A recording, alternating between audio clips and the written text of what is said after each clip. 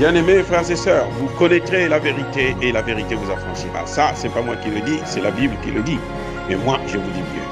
Vous connaîtrez la vérité historique, notamment celle de vos ancêtres kémites, et vous aurez une vision globale de ce que c'est que la vraie souveraineté politique. J'ajoute, vous reviendrez à la spiritualité africaine ancestrale et vous comprendrez les enjeux de l'indépendance économique. Et pour terminer, vous accepterez votre identité culturelle kémite et vous obtiendrez deux choses. La première, c'est la paix. La seconde, c'est le développement, à une condition. L'unité de toute l'Afrique noire, l'unité de tous les Noirs du monde entier. Hotep à tous, bienvenue sur la chaîne des panafricanistes par essence, par conviction et par excellence. Celle des citoyens kémites par nécessité et obligation de combat. Nous sommes une chaîne qui n'est guidée que par nos ancêtres et rien que par les ancêtres qui appartiennent à l'égrégore du monde noir. Par conséquent, nous ne croyons en aucun Dieu venu de l'étranger. Toutefois, cette vidéo n'est aucunement destinée à inciter à la haine ou à la violence, car nous menons un combat qui est d'abord et avant tout spirituel, intellectuel et démocratique. Ensuite, il est politique, géopolitique et géostratégique, contre l'impérialisme, le colonialisme, le néocolonialisme et l'endocolona, qui sont tous qualifiés de crimes contre l'humanité. Nous menons ce combat sur la base du principe fondamental que nous avons hérité de nos ancêtres kémites, qui est celui de la Mahat, c'est-à-dire solidarité, vérité et justice.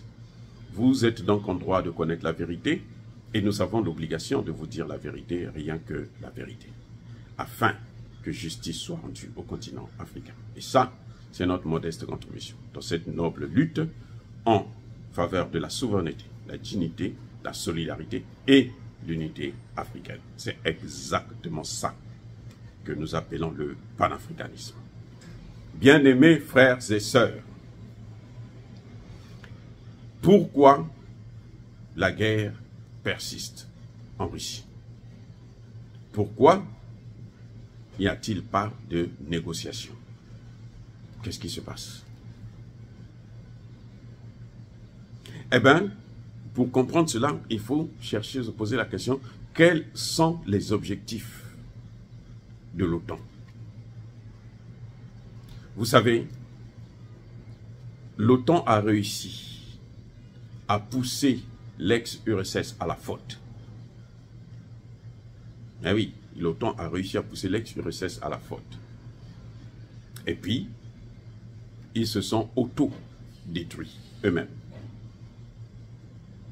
L'OTAN avait promis, les Américains notamment, avaient promis aux Soviétiques qu'ils n'allaient pas élargir l'OTAN vers les pays de l'ex-URSS. C'était la seule grande idée de Gorbatchev, mais il ne savait pas que lui il était en train de signer le pacte avec les diables. Le diable, ce sont les otaniens là, ce sont des gens qui ne respectent jamais leurs promesses, leurs points de vue, leurs accords. On l'a vu avec les accords de Minsk.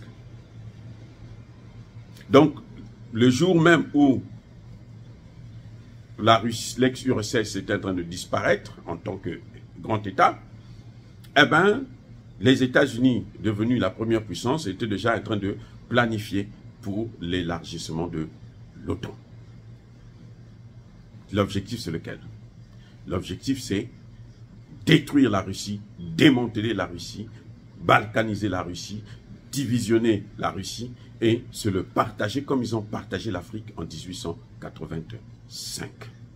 Chacun prend sa partie et puis fait ce qu'il veut avec. Mais c'était ne pas comprendre qu'il y avait un certain Poutine qui était encore là, que Dieu avait préparé pour venir sauver le pays. Mais il ne devrait pas s'arrêter là, parce qu'après avoir démantelé la Russie, il devrait s'attaquer à la Chine, démanteler aussi la Chine. Et c'est ce que leurs experts ont prévu, notamment celui qui a rédigé l'échiquier mondial international. Donc, vous voyez, c'est ça le problème. C'est pour ça que cette guerre, elle va encore durer longtemps. Actuellement, l'OTAN n'a plus d'obus, n'a plus d'armes à donner à la Russie. La France qui a promis les scalps, là. Les scalps. Vous savez combien elle devait donner? Même pas 50. Parce que d'ailleurs, elle-même, elle n'en a que 500. La pauvre, 500. Et si ça ne fait pas ça peut pas faire la différence, puisqu'ils ont...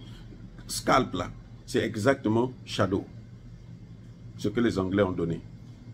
C'est le même fabricant. C'est seulement le nom qui change. Ça fait, Poutine l'a dit, ça fait quelques dégâts, mais pas considérables pour changer la donne. Les Américains utilisent maintenant des bombes à sous-munitions. Donc vous prenez une bombe, vous envoyez, cette bombe-là s'ouvre comme une caisse et ça sort plusieurs bombes. Et dans ces plusieurs bombes-là, il y a encore des petites bombes qui sortent encore et puis ça s'étend sur un rayon au moins de 100 mètres. Et ça s'enfonce parfois même sous la terre. Jusqu'au jour où un enfant, en jouant, va mettre le pied là-dessus, il explose et puis il meurt. Donc ça peut rester là des dizaines d'années. Ce qu'ils ont utilisé déjà au Vietnam, jusqu'aujourd'hui, ça continue à faire des dégâts. Les Américains, c'est ça qu'ils donnent à l'Ukraine. Mais je veux vous rappeler que l'OTAN a utilisé ces mêmes bombes-là en Yougoslavie. Là encore, ils ont réussi à démanteler la Yougoslavie jusqu'à créer des États parias comme le Kosovo. Mais c'est jusqu'à quand? Vous pensez que le monde là a été créé par les Américains et les Français, Anglais, Allemands? Vous pensez ce monde-là? Non. Celui qui a créé ce monde-là, il a un temps pour tout. Il finira par vous arrêter. Et c'est ce qu'il est en train de faire aujourd'hui avec la Russie. Ce n'est pas que la Russie, ce sont des enfants de cœur.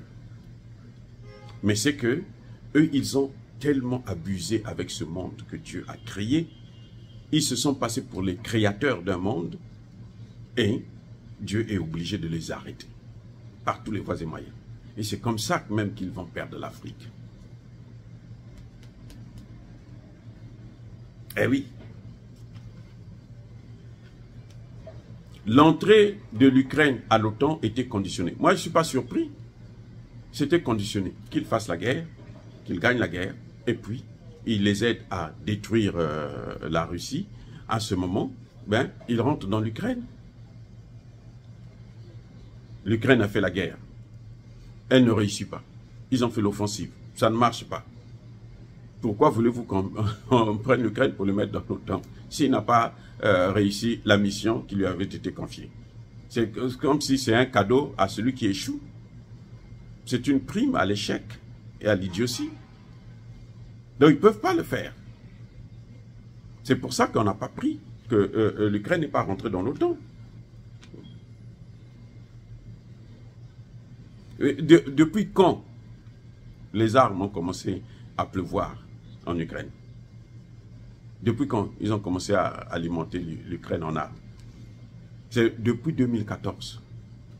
Les accords de Minsk, là, lorsque Angela Merkel parrainait, avec François Hollande, parrainé, un autre hypocrite, il parrainait ces accords-là. Ils savaient que non, ça c'est pour gagner du temps. Ils ont eu 8 ans. Pendant 8 ans, l'OTAN a équipé, suréquipé l'armée ukrainienne. Pendant 8 ans. Ils ont eu le temps de former leurs pilotes en utilisant avec les F-16 et autres. C'est maintenant qu'ils pensent à ce qu'ils doivent changer. Non. Ils ont eu le temps. 8 ans. La Russie les a laissés. Et au moment où la Russie attaque là, c'est quand ils ont compris qu'ils sont prêts à attaquer. Donc, vaut mieux ne pas être surpris. On va les surprendre. Voilà ce qui s'est passé. Ils étaient prêts à attaquer maintenant. Lancer une grande offensive dans le Donbass. Là où ils avaient déjà massacré plus de 14 000 personnes. C'est là que l'Ukraine rentre maintenant dans le territoire pour arrêter ça, l'hémorragie. Et oui, c'est comme ça que ça s'est passé. Donc, moi, je ne m'inquiète pas trop des armes qu'ils donnent, puisque ça va terminer comme les autres. Tout ce qu'ils utilisent là, les techniques que les Américains font là, ils ont fait ça là, en Syrie, en Libye, en Yougoslavie, en Irak. Ce qu'ils appellent, eux, carpet bombing. C'est-à-dire qu'on envoie des bombes, on détruit les hôpitaux, les écoles, les résidences, on détruit tout. C'est ça qu'ils ont fait en Irak, ils ont fait en Libye, ainsi de suite. C'est ce qu'ils ont fait. Qui les a arrêtés? Qui les a stoppés en Syrie? C'est bien les Russes, là. Et pourtant, ils avaient les mêmes armes. Hein. Donc, moi, ça ne m'inquiète pas. Ce qui m'inquiète, c'est le nombre d'Irakiens, plutôt d'Ukrainiens qui vont passer. C'est-à-dire que jusqu'au dernier, quoi, en quelque sorte. Et ça, c'est une méchanceté grave, à la fois de Zelensky et ses lieutenants, mais aussi de la communauté dite internationale qui continue à envoyer des armes en Ukraine pour alimenter la guerre. Oui. C'est ça qui est inquiétant. Mais que les Américains envoient des bombes à sous-munitions et autres. Si ça commence à faire trop de dégâts, là, la Russie, là, elle sait qu'elle doit utiliser l'arme atomique, même pour faire disparaître le monde entier. Elle est prête à ça. Et croyez-moi, ça ne se passera pas comme ça. Ceux qui disent que non, Poutine, on va négocier après Poutine, ceux qui viendront après Poutine seront plus durs. Regardez même Medvedev qu'on croyait être modéré, mais il est plus dur que Poutine. Il est plus dur que Poutine. En fait, le modéré, c'est Poutine. Donc, pour arrêter cette guerre, il faut d'abord arrêter d'alimenter la guerre. De donner des armes à Zelensky et de l'imposer à aller négocier avec son frère russe. Même si aujourd'hui, ses frères, ce sont les Occidentaux, comme d'habitude, eh ben, on lui a claqué la porte au nez, là. C'est une déception totale avec l'entrée à l'OTAN. Il n'a encore rien vu. Parce qu'après, là, les Ukrainiens doivent payer toutes les dépenses que l'OTAN est en train de faire. L'Allemagne a payé jusqu'aux années 2010. Elle a dédommagé la France, plusieurs pays. L'Afrique n'a pas encore posé sa facture sur la table. Mais elle vient. Nous allons leur faire payer l'esclavage, la colonisation et le néocolonialisme. Le CFA qu'on nous a imposé, les bases militaires qu'on nous a imposées, nous allons leur faire payer ça. Voilà les vrais objectifs. Dire cela, c'est inciter à la haine ou à la violence, non. Encore une fois, bien aimés frères et sœurs, soyez bénis, abondamment bénis par le Dieu des Kémites.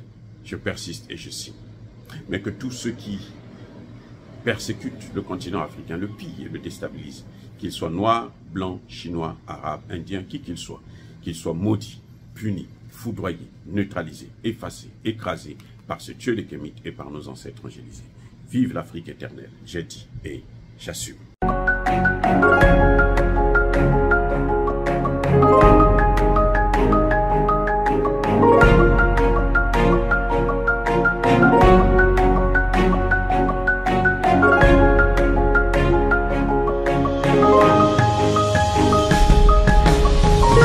Eux, ils marchent par la foi et non par la vue.